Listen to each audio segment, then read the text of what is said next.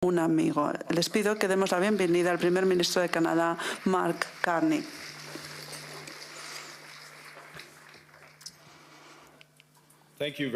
Muchas gracias, Larry. Voy a empezar en francés y luego pasaré al inglés. Muchas gracias, Larry. Es un placer y un deber estar aquí entre ustedes en este punto de inflexión para Canadá y para el mundo. Hoy hablaré de la ruptura del orden mundial, del fin de una ficción agradable y del inicio de una realidad brutal en la que la geopolítica de las grandes potencias ya no se somete a ninguna restricción. Pero también les digo que los otros países, en particular las potencias medias como Canadá, no van a permanecer impotentes. Poseen la capacidad de construir un nuevo orden mundial que incluye nuevos valores, como es el del respeto de los derechos humanos, el desarrollo sostenible, la solidaridad, la soberanía y la integridad territorial de los Estados. El poder de los menos poderosos empieza con la honestidad. Parece ser que cada día se nos recuerda que vivimos en una era de gran rivalidad de poderes, que el orden basado en normas está desvaneciéndose, que los más fuertes hacen lo que pueden y que los débiles deben sufrir como les corresponde.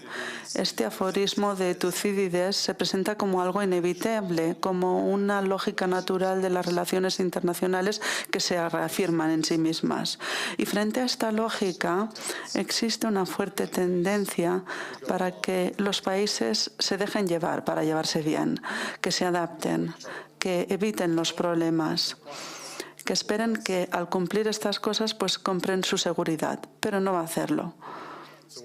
Así pues, ¿cuáles son nuestras opciones? En 1978, el disidente checo Václav Havel, presidente, escribió un ensayo llamado El poder de los impotentes y en él preguntó una pregunta muy simple. ¿Cómo se mantuvo o se sostuvo el sistema comunista? Y su respuesta empezó con un frutero. Todas las mañanas ese comerciante coloca un cartel en su escaparate, trabajadores del mundo unidos.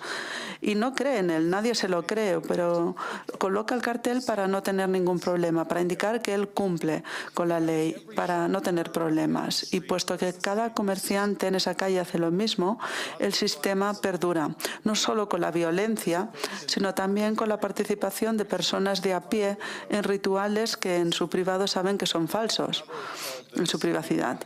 Havel lo llama vivir en una mentira.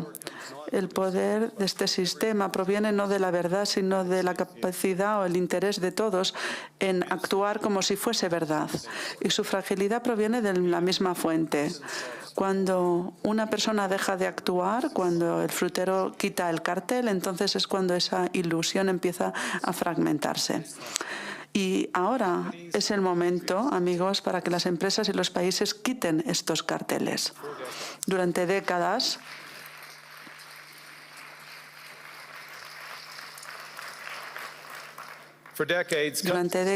países como Canadá han prosperado bajo lo que llamamos un orden internacional basado en las normas. Nos hemos adherido a instituciones, hemos elogiado sus principios y nos hemos beneficiado de su previsibilidad. Y por ello podemos perseguir políticas exteriores basadas en normas bajo su protección. Sabemos que la historia de este orden basado en normas era parcialmente falso, que los más fuertes pueden autoexcluirse cuando les convenga, que las reglas comerciales se aplican de forma asimétrica y que el derecho internacional se aplica con un rigor variable dependiendo de la identidad del acusado o la víctima. Esta ficción era útil y la hegemonía americana ha contribuido en particular a proveer bienes públicos, a tener rutas marítimas abiertas, un sistema financiero más estable y un sistema para resolver problemas y una mayor seguridad. Así que seguíamos colocando este cartel en el escaparate. Hemos participado en los rituales y muchas veces no hemos denunciado las brechas entre la retórica y la realidad. Pero este trato ya no es válido. Permítanme ser directo. Ahora nos encontramos en medio de una ruptura y no de una transición. A lo largo de las 2 últimas décadas, una serie de crisis financieras, sanitarias, energéticas y geopolíticas han dejado al descubierto los riesgos de una integración global extrema. Más recientemente, las grandes potencias han empezado a utilizar la integración económica como armas, los aranceles como palancas, la infraestructura financiera como coacción y las cadenas de suministro como vulnerabilidades a ser explotadas. Ustedes no pueden vivir en una mentira de beneficio mutuo mediante integración en que la integración se convierte en la fuente de subordinación. Las instituciones multilaterales en las que las potencias medias han dependido, como la OMC, la ONU, la COP, la arquitectura colectiva para resolver problemas está amenazada. Y como resultado, muchos países han llegado a la misma conclusión de que deben desarrollar una mayor autonomía estratégica en energía, alimentos, minerales críticos, en finanzas y en la cadena de suministros. Y este impulso es comprensible. Un país que no puede alimentarse, abastecerse de combustible o defenderse tiene pocas opciones. Cuando las reglas ya no te protegen, debes protegerte a ti mismo. Pero seamos claros sobre qué nos lleva todo esto. Un mundo de fortaleza será más pobre, más frágil y menos sostenible. Y también hay otra verdad. Si las grandes potencias abandonan incluso la apariencia de reglas y valores para perseguir sin obstáculos su poder e intereses, las ganancias del transaccionalismo serán cada vez más difíciles a la hora de replicarlas. Los hegemones no pueden continuar monetizando sus relaciones. Los aliados van a diversificarse para protegerse ante la incertidumbre. Van a comprar seguros e incrementar las opciones para poder reconstruir su soberanía. Una soberanía que una vez se basaba en reglas, pero que cada vez más se arraigará o se basará en la capacidad de aguantar la presión. Esto es una gestión clásica de riesgos, pero esto tiene un coste. El coste de la autonomía estratégica de soberanía también puede ser compartido. Las inversiones colectivas en resiliencia son más baratos en lugar de que cada uno construya su propia fortaleza. Normas compartidas reducen la fragmentación, las complementariedades son más positivas en su conjunto. Y la pregunta para potencias medias como en Canadá no es si debe adaptarse a esta nueva realidad, que debemos hacerlo. La cuestión es si nos adaptamos simplemente construyendo unos muros más altos o si podemos hacer algo más ambicioso. Canadá estaba entre los primeros en escuchar la llamada de atención que nos llevó a cambiar fundamentalmente nuestra posición estratégica. Los canadienses saben que nuestros supuestos antiguos de que nuestra geografía y alianza automáticamente nos dará prosperidad y seguridad ya no es válido. Este nuevo planteamiento se basa en lo que Alexander Stubb denomina el realismo basado en valores. En otras palabras, nosotros queremos cumplir con unos principios y también con el pragmatismo. Seguir nuestros principios, que son ese compromiso con los valores fundamentales, la soberanía, la integridad territorial, la prohibición de uso de la fuerza, salvo cuando sea compatible con la Carta de las Naciones Unidas, en aras del respeto de los derechos humanos. Pragmáticos, reconocer que el progreso avanza poco a poco, que los intereses son divergentes y que no todos nuestros aliados comparten todos nuestros valores. Ahora mantenemos una actitud más abierta estratégicamente y con los ojos abiertos. Nos enfrentamos al mundo tal y como es y no esperamos ya un mundo ideal. Canadá está calibrando sus relaciones para que su profundidad refleje nuestros valores y priorizamos una colaboración más amplia para maximizar nuestra influencia a la vista de la fluidez del orden mundial, los riesgos que entraña y lo que está en juego de cara al futuro. Nosotros ya no nos basamos exclusivamente en la fortaleza de nuestros valores, sino también en el valor de nuestra fortaleza. Estamos construyendo esa fortaleza en nuestro país. Desde que asumimos el poder, hemos recortado el impuesto sobre la renta, sobre las ganancias del capital y sobre las inversiones empresariales. Hemos eliminado todas las barreras federales al comercio interprovincial y hemos gestionado por la vía rápida inversiones por valor de $1 billón en energía, inteligencia artificial, minerales críticos, rutas comerciales, etcétera. Estamos duplicando nuestro gasto en defensa antes de llegar al 2030 y lo hacemos de una manera que refuerce nuestras industrias domésticas. Estamos diversificándonos también en el extranjero. Hemos acordado una estrategia de colaboración estratégica global con la Unión Europea. Nos hemos ido al SAFE, los acuerdos europeos sobre compras en defensa, y hemos firmado 12 acuerdos de seguridad y comercio con 4 continentes en los últimos 6 meses. En los últimos días hemos concluido una colaboración estratégica con China y Qatar y negociamos acuerdos de libre comercio con India, ASEAN, Tailandia, Filipinas y el Mercosur. Y más cosas para ayudar a resolver problemas mundiales. Seguimos trabajando con una geometría variable, es decir, distintas coaliciones según los temas en función de nuestros valores e intereses comunes. En Ucrania somos miembro básico de la coalición de los voluntarios y uno de los contribuyentes per cápita más altos a la defensa y seguridad de Ucrania. Sobre la soberanía del Ártico, apoyamos sin fisuras a Groenlandia y a Dinamarca y respaldamos plenamente su derecho a la autodeterminación de Groenlandia.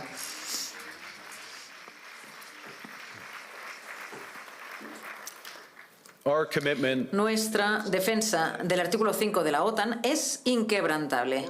Estamos colaborando con nuestros aliados de la OTAN, también los 8 nórdicos del Báltico, para reforzar las alianzas en el flanco norte y occidental. También gracias a las inversiones sin precedentes de Canadá en materia de radar transhorizonte, submarinos, aviones y también ejércitos sobre el terreno. Y más cosas. Canadá se opone a los aranceles en relación con Groenlandia y hace un llamamiento para que negociemos para conseguir los objetivos compartidos de la seguridad y la prosperidad en el Ártico. Sobre el comercio plurilateral, encabezamos los esfuerzos para tender un puente entre el Acuerdo Transpacífico y la Unión Europea para crear un nuevo bloque comercial que abarque 1.500 millones de personas. Y sobre los minerales críticos, estamos creando un club de compradores basado en el G7 para diversificar ahora que la concentración de la oferta es tan alta. Sobre la IA, colaboramos con democracias que tienen una mentalidad parecida a la nuestra para no tener que escoger en última instancia entre hegemones e hiperescaladores. Pero esto no es un multilateralismo ingenuo, ni tampoco se basa en unas instituciones cada vez más degradadas, sino que se construye a base de coaliciones de trabajo, tema por tema, con socios que compartan suficiente denominador común para poder actuar juntos. Y en algunos casos serán la vasta mayoría de las naciones. Eso genera una gran red de conexiones en comercio, inversiones y cultura para poder aprovechar esas uniones para los desafíos y oportunidades que vendrán en el futuro. En realidad, las potencias medias tendrán que actuar juntas porque si no estamos en la mesa, estaremos en el menú. Y también diría que las grandes potencias pueden permitirse, de momento, ir a su aire. Tienen suficiente capacidad de mercado, capacidad militar y la capacidad de presión para dictar sus reglas, pero las potencias medias no. Y cuando nosotros solo negociamos bilateralmente con un hegemón, negociamos desde la debilidad, aceptamos lo que se nos ofrece, competimos unos con otros en plegarnos más a sus deseos. Pero eso no es soberanía, sino fingir soberanía mientras aceptamos la subordinación. En un mundo de gran rivalidad política y de poder, los países que están ahí en medio tienen opciones. Pueden o competir entre sí para ganarse el favor de las potencias o combinarse para crear una tercera vía que tenga impacto. Así que no deberíamos permitir que surja el poder duro que nos ciegue frente a la idea de que el poder de la legitimidad, la integridad y las reglas continúe siendo firme si seguimos defendiéndolos juntos. Y eso me devuelve a Havel. ¿Qué significa que las potencias medias puedan vivir la verdad? Bueno, para empezar significa llamar a las cosas por su nombre, dejar de invocar el orden internacional basado en las reglas como si todavía funcionara como se anunció. Hay que llamar las cosas por lo que son. Son un sistema donde se está intensificando la rivalidad entre las potencias, donde los más poderosos buscan sus intereses utilizando la integración económica como arma de coacción.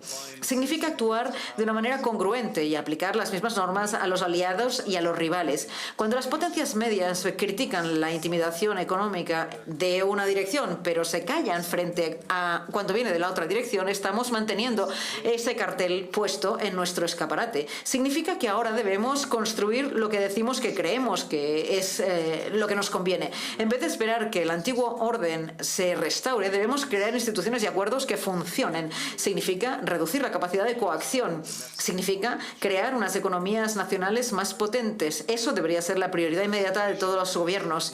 Y la diversificación internacional no solamente consiste en ser prudentes desde la perspectiva económica, sino que es la base material de la política exterior honesta y sincera, porque los países se ganan el derecho a los principios reduciendo su vulnerabilidad a las represalias. Hablemos de Canadá. Canadá tiene lo que todo el mundo busca. Somos una superpotencia energética, disponemos de gigantescas reservas de minerales críticos, tenemos a la población más educada del mundo entero. Nuestros fondos de pensiones son entre los inversores más sofisticados y potentes del mundo. Es decir, tenemos capital, talento y un gobierno con una inmensa capacidad fiscal para actuar con decisión. Y tenemos los valores a los que muchos otros aspiran. Canadá es una sociedad plural que funciona. Nuestra ágora pública habla en voz alta, es diversa y es libre. Los canadienses están comprometidos para con la sostenibilidad. Somos un país estable. Somos un socio estable en un mundo que no lo es. Somos un socio que valora las relaciones a largo plazo. Y además tenemos algo más. Tenemos el reconocimiento de lo que está ocurriendo y tenemos una clara decisión de actuar en función de ello. Entendemos que esta fractura exige más que adaptarnos. Exige tener la sinceridad de ver el mundo tal y como es. Nosotros vamos a quitar el cartel del escaparate. Sabemos que el antiguo orden no volverá. No deberíamos llorarlo. La nostalgia no es la estrategia. Pero de esta fractura estamos convencidos de que podremos crear algo más fuerte y más justo, algo mejor. Y esa es la función de las potencias medias. Los países que son los que más saldrán perdiendo en un mundo de fortaleza y quienes más saldrán ganando en un mundo de cooperación genuina. Los potentes tienen su poder. Pero nosotros también tenemos otras cosas. Tenemos la capacidad de dejar de fingir, de llamar a las cosas por su nombre, de crear nuestra fortaleza en nuestro país y de actuar juntos. Ese es el camino de Canadá. Nosotros lo hemos escogido con libertad y con confianza. Es un camino abierto a cualquier otro país que desee transitarlo junto a nosotros. Gracias.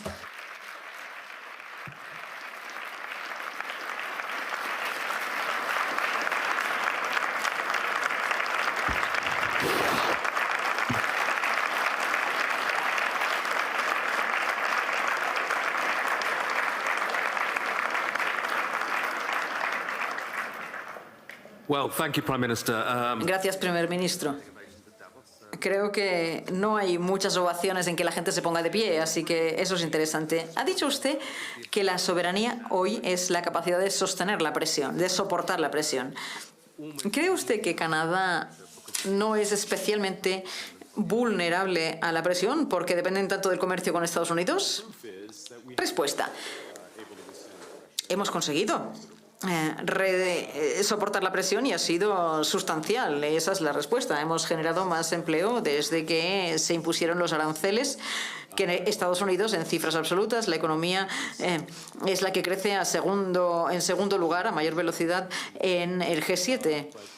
Desde luego hay presión, pero en general estamos reaccionando bien. Y el segundo elemento es el reconocimiento de que nosotros podemos darnos a nosotros mismos mucho más de lo que cualquier otra potencia extranjera se puede llevar. Hay muchas eficiencias y tenemos un único mercado canadiense, $1 billón en inversión en nuestro país y en fraguar estas alianzas con el extranjero que generan mucho más retorno de lo que se está perdiendo. Y huelga decir que, claro, hubiéramos preferido no perderlo, pero podemos soportar la presión.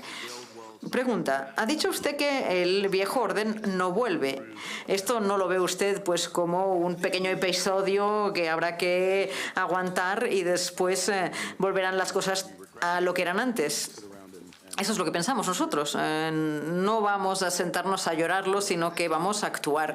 Y estamos actuando de un modo en interés propio y estamos colaborando con otros también para crear poco a poco un nuevo sistema. Daré un ejemplo. Aunque sea un sistema imperfecto, nosotros somos miembros de varios acuerdos comerciales que ya incluyen a 1.400 millones de personas en el mundo entero. Estamos en la red más amplia de estos acuerdos y estamos intentando junto a otros que algunas de estas redes se unan. Uno es el Acuerdo Transpacífico y la Unión Europea y nosotros actuamos como puente. No beneficia directamente a Canadá, pero sí indirectamente. Si estos grupos se unen y se pueden seguir las reglas de la OMC, ambos las siguen, eso nos permite crear unas alianzas mucho más potentes. Ha hablado usted también de la necesidad de dejar de colgar ese cartel en el escaparate o en la puerta y de seguir fingiendo que todo sigue igual. ¿Cree usted que la OTAN sigue fingiendo que es esa alianza transatlántica hoy en día?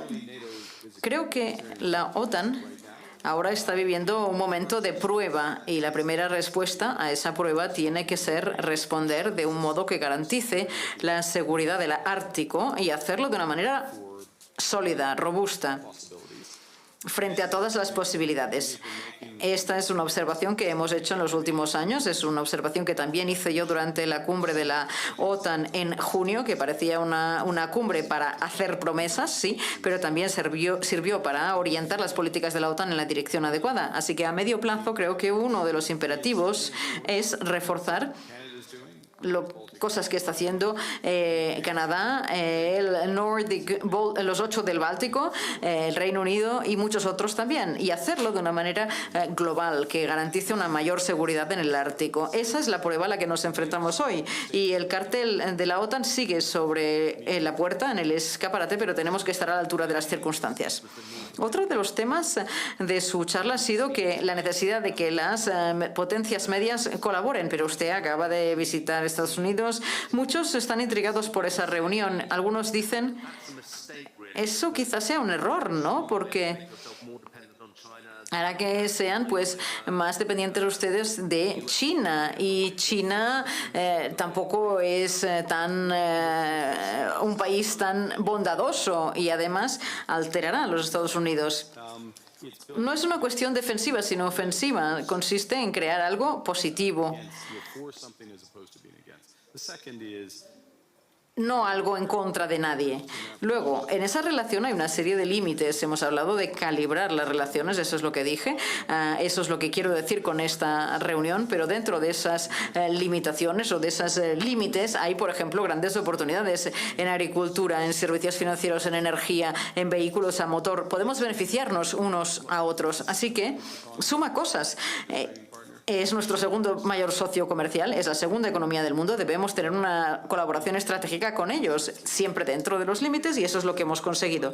Y además, eso es una tendencia interesante. Durante la administración Biden también había la sensación de que el mundo occidental intentaba separarse de China, limitar riesgos con China. Ahora estamos entrando en un nuevo mundo en que estamos uniéndonos quizás más a China porque hay otros riesgos mayores. Muchos en esta sala saben que se necesita una red de contactos y conexiones, y creo que si no estamos en contacto con algunos de ellos, pues Estados Unidos ya ha ocurrido, China, India, Mercosur, Unión Europea. Es un error prescindir de cualquiera de ellos. Eso significa no gestionar bien las relaciones. Esto nos hace más fuertes, más resilientes, y además nos da... Volviendo a los nórdicos más Canadá representan el 20% de todo el PIB mundial. No es lo primero que se piensa, pero esa relación que se va ahondando por razones de seguridad, porque tenemos además mentalidades similares, son el tipo de colaboraciones que creo que son más útiles. Y se ha llevado usted un aplauso cuando ha dicho algo bastante firme respecto a defender los principios sobre Groenlandia, ¿no? ¿Cree usted que podemos encontrar un acuerdo? Seguro que... A ver, si no hay una oferta adecuada, ¿dónde irá a parar todo esto? Creo que hay una buena opción. Hemos tenido unas conversaciones de manera un poco inusual y nos adherimos a los principios que ya he mencionado. Esta solución empieza con la seguridad para Groenlandia y también más ampliamente para el Ártico. Canadá también está contribuyendo. Hemos acelerado nuestros esfuerzos, vamos a contribuir enormemente. La OTAN también tiene que cumplir con sus promesas, también nosotros estamos trabajando intensamente en ello, y también prosperidad para el pueblo de Groenlandia, porque se resume a esto, ¿no?, a las personas que están allí, y vamos a hacerlo de modo que fortalezca todo. Y cuando el presidente Trump dice que Groenlandia está en peligro, amenazado por Rusia, incluso China, ¿es cierto esto? Yo diría que hay amenazas. Rusia, sin duda, está claro que es una amenaza en el Ártico. Está haciendo muchas cosas y tomará cualquier oportunidad para aprovecho para condenar la invasión injustificada de Ucrania. Son una amenaza real en el Ártico. Tenemos que protegernos ante esa amenaza y por ello tenemos una presencia por mar, tierra, aire. Estamos añadiendo una flota, también el radar transhorizonte para protegernos de amenazas de misiles rusos. Y por eso también estamos trabajando con nuestros aliados de la OTAN. La amenaza es, de momento, una perspectiva más que algo que se dé realmente, pero es una posibilidad. Algo que también se mencionará esta semana es este Consejo de la Paz que quiere promover el presidente Trump. No sé si es solo para Gaza. ¿Ustedes van a unirse a este consejo? ¿Nos han invitado? Sí. Quisiera empezar diciendo que debemos reconocer los avances que se han logrado, como mínimo, para llegar al fin de la primera fase de este proceso y la activación del proceso para pasar a la segunda fase. Nuestra postura es algo que, bueno, nosotros aplaudimos, y lo que nosotros opinamos es que tenemos que trabajar en la estructura, en este vehículo. Usted preguntaba si es para Gaza o no. La resolución del Consejo de Seguridad 2803 de las Naciones Unidas, nosotros pensamos que esto es lo que debe aplicarse inmediatamente y pensamos que debe desarrollarse de esa manera para satisfacer las necesidades inmediatas. Hay muchas en el mundo y debe coincidir también con un flujo de ayuda humanitaria que todavía no ha llegado. Debe darse las dos cosas a la vez. También hay temas de gobernanza y del proceso de distribución que deben mejorarse, pero trabajaremos con otros, trabajaremos por supuesto con Estados Unidos, porque haremos todo lo posible para mejorar esta situación, la situación allí, y también para ir avanzando hacia una solución de dos estados. Se sugiere que puede tener una membresía permanente en este Consejo si ustedes pagan $1.000 millones. ¿Estarían dispuestos a pagarlo? Bueno, nosotros firmamos cheques para pagar, para garantizar el bienestar de las personas de Palestina. Vamos a trabajar para lograr la paz, pero todavía hay que perfilar los aspectos prácticos. Última pregunta. El presidente Trump y muchas personas que coinciden con él condenan el globalismo. Y sospecho que usted, Podemos representar el globalismo, trabaja para Goldman Sachs, trabajó en la banca, trabaja con muchos países. ¿El globalismo es algo que existe y cuál es su futuro? Bueno, entender cómo funciona el mundo, las culturas, las conexiones y poder entender cómo podemos interactuar mediante la tecnología, el comercio, la inversión, la cultura, puede enriquecer nuestras vidas. Y esto es algo positivo y puede resolver problemas. Mantenerse alejado de donde vivimos y de los problemas de la sociedad. Hay una cierta verdad, pero volviendo a lo que ya comentaba, hay una serie de países afines que quieren trabajar mediante una colaboración para lograr esos objetivos para sus ciudadanos y para el mundo en general. Y lo que se pide es reconocer lo que está ocurriendo actualmente y unir todos los recursos por el bien de la humanidad. No va a ser algo global que pueda ser para todo el mundo, pero será más potente. Primer ministro, muchísimas gracias.